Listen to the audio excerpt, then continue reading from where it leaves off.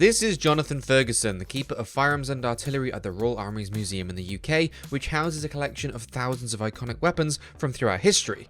And today he's going to be taking a look at the post-apocalyptic weaponry of the Metro franchise. Now, this is what I kind of expected to see in a series like Metro, a really basic form of shotgun. Believe it or not, we actually have something very similar here at the Royal Armouries.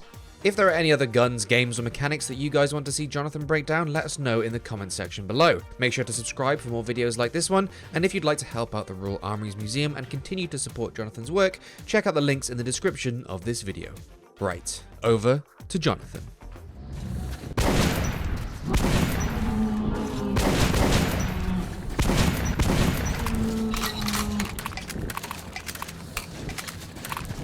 Alright, pause there.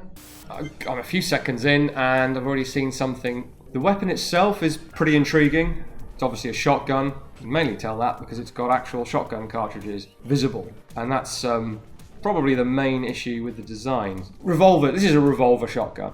Revolvers of whatever type, they have a cylinder. Or they might operate with an external drum system. But there isn't anything to contain the rounds. Now it looks like there is a bolt that is ramming the cartridge into the chamber from this, for want of a better term, clip. If so, then it could work. But you still wouldn't, I don't think you'd want a magazine system that doesn't protect the rounds. It's a bit of a weird one. I think it's been done for visual interest so that you can see the rounds. Creative, doesn't seem very practical. So it's unlike most revolver shotguns, which are typically like a revolving pistol. They have a solid cylinder, bored with chambers, and the rounds are fired within the chambers. So the chamber forms the back of the barrel, the breech. This isn't that. This is more like a semi-automatic shotgun combined with a revolver shotgun.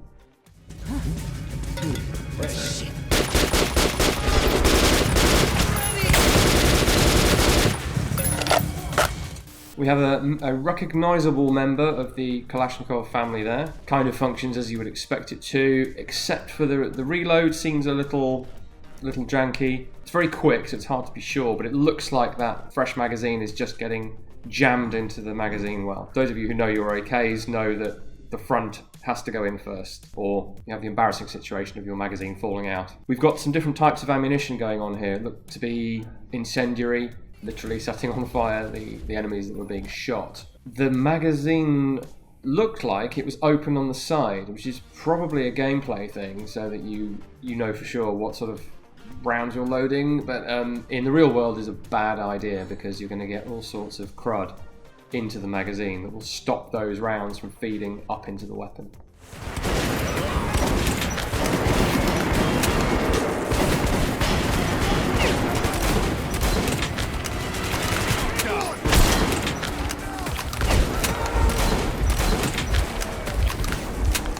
Now, this is what I kind of expected to see in a series like Metro, a really basic improvised form of shotgun, and we've got at least two versions here, double-barreled and quad-barreled. Believe it or not, we actually have something very similar here at the Royal Armouries. Well, we have a number of improvised shotguns, but none of them are quite as much like the Metro design as this one. So it's got a latch on the top, and then it breaks open like many shotguns do, like the one in the game does. When you open the gun in the game, the cartridge cases go flying out. In reality, when you open this gun, this would happen, because there's nothing hooking under that rim to pull out the case so that you can remove it, and there's certainly not a mechanism, usually a plunger type mechanism, spring-loaded, that actually kicks the cartridge case flying out of the gun. The other consideration with a shotgun is recoil. The double barrel, if you're firing both barrels at once, is a real handful. 4 barrels going off at once is serious business, and I don't think I've seen a 4-barrel shotgun fired. But you'd need to practice, and you'd probably need to be physically bigger than me to do that.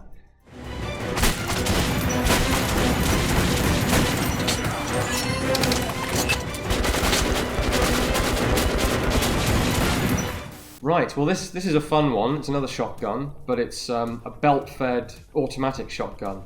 Reminiscent of things like the AGS-17, but for 12 gauge cartridges. So it looks plausible enough in terms of how it's designed. The function of it is bizarre because it looks like we've got two fire modes. One of them's like a burst, but then after the burst, the animation is lifting the top cover, fiddling with it, and closing it again, almost like it's jamming. So I really don't know what's going on there. I quite like how wobbly the top cover is. Not that would be particularly plausible, because something that wobbles around that much probably wouldn't work properly, but it does fit the idea of this being homemade. Come and get some!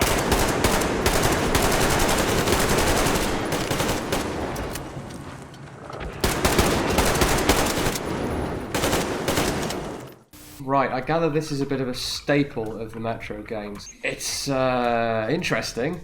I've heard it compared to the Sten gun, but it's really not much like a Sten gun, other than being an apparently blowback operated submachine gun.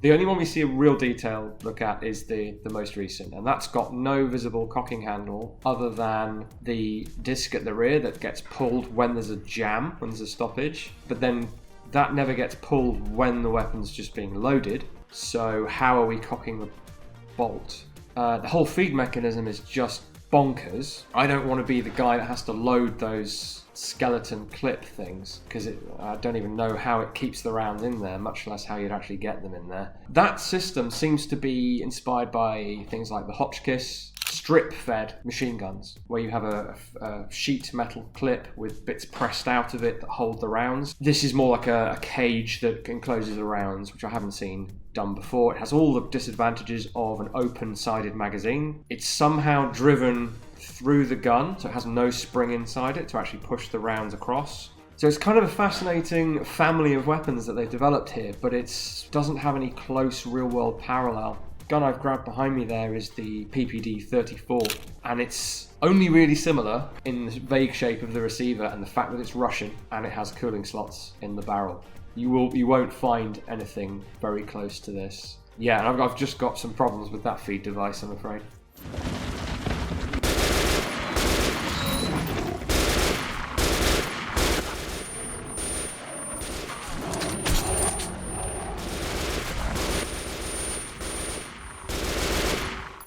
Wow. Where to start with this thing? So it's clearly a Kalashnikov barrel and gas system. It's an AK-74 muzzle brake, and then it all goes wrong from there. This thing really wants to be a P90 for some reason. The sort of carrying handle housing looks very P90. The top-mounted magazine with the sort of transverse feed is taken from the P90, as is the rear of the stock. But then instead of a clear polymer magazine, it's literally just got a hole cut in it like the normal AK mags have. Not a good idea. And I think what blows my mind the most about this is that it's a bullpup, but it's kind of a half-assed bullpup, because the firing grip is quite far to the rear. Too far to the rear, in fact. So the firing grip should be the front one. That would make sense. That would give you the long barrel in a short overall length, which is the whole point of a bullpup. Having the foregrip that far back and the firing grip even further back gives you an incredibly short, what we call length of pull, which is not very comfortable, and if the cartridge has any real recoil to it, even less comfortable, because it's effectively a very short stock, and doesn't take full advantage of making it a bullpup. So it doesn't work on a number of levels. Yeah, I hate it. Sorry.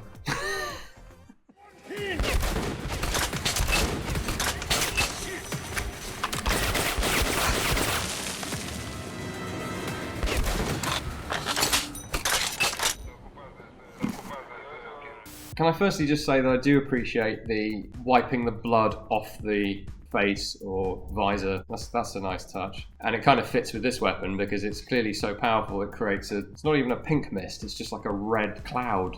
It's obviously meant to be a very powerful round. Bolt action weapon, typically in a game, dictates high power. This is very similar to, as you can't really miss behind me, the PTR-D, a 1941 design for an extremely powerful anti-tank rifle. If you're using it against personnel, especially if they're behind a wall of any kind and you know they're there, you can just fire straight through it. I'm not quite sure how cover and concealment works in this game, but I wouldn't be surprised if that's not an advantage of it. It's also substantially smaller and lighter than the actual PTRD, which is, as you can see, immense and extremely heavy. It's not something you could realistically carry and shoot. Well, you could pick it up and fire around from the hip, but you're not going to hit anything.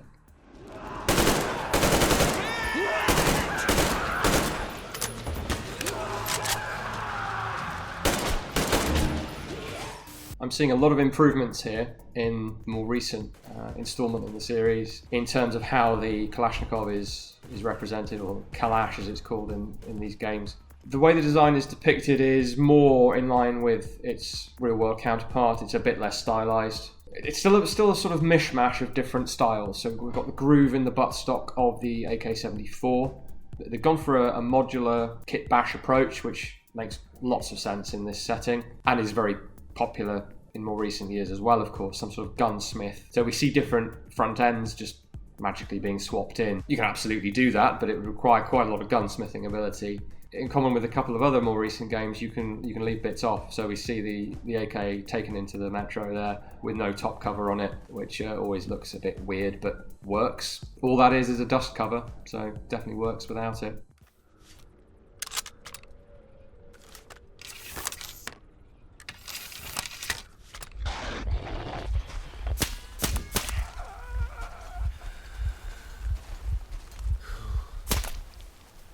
This is a bit of a change of pace. We've got an air gun.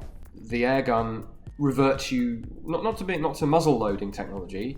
You're still going to be loading from the breech, what we see here, but you end up with a separate propellant system and feed system. So you've no longer got your propellant in a cartridge. What you need for something that's actually capable of killing is an air reservoir or a gas canister, much like we see here. And some of them do have that pressure gauge on there so that you know how much charge you've got left at a given air pressure, because if it falls below a certain air pressure, it's not going to be lethal, and we see that in the gameplay. So it's very loosely based on present day airgun technology. So hints of what we have now, but in a package that looks like nothing you've ever seen, pretty much. It looks, it's very reminiscent of the Fallout games, of course, but perhaps the laser weapons in that.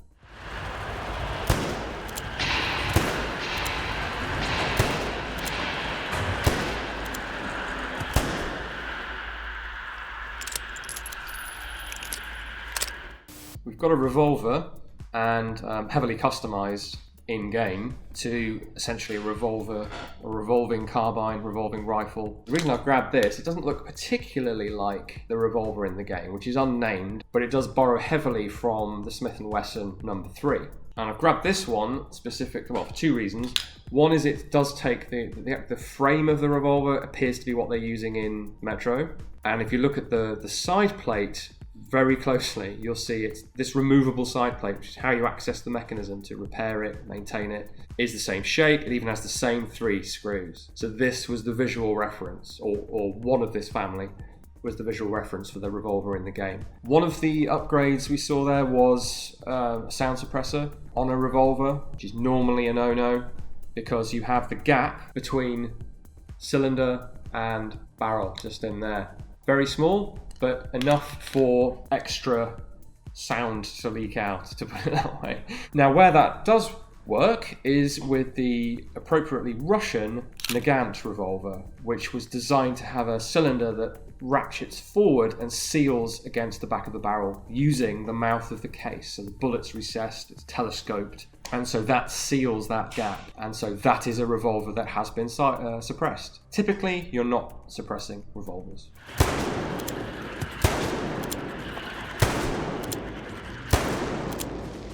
If you'd like to support our work at the Royal Armouries, we've got links in the description as to how you can do that. But I'll otherwise see you next time.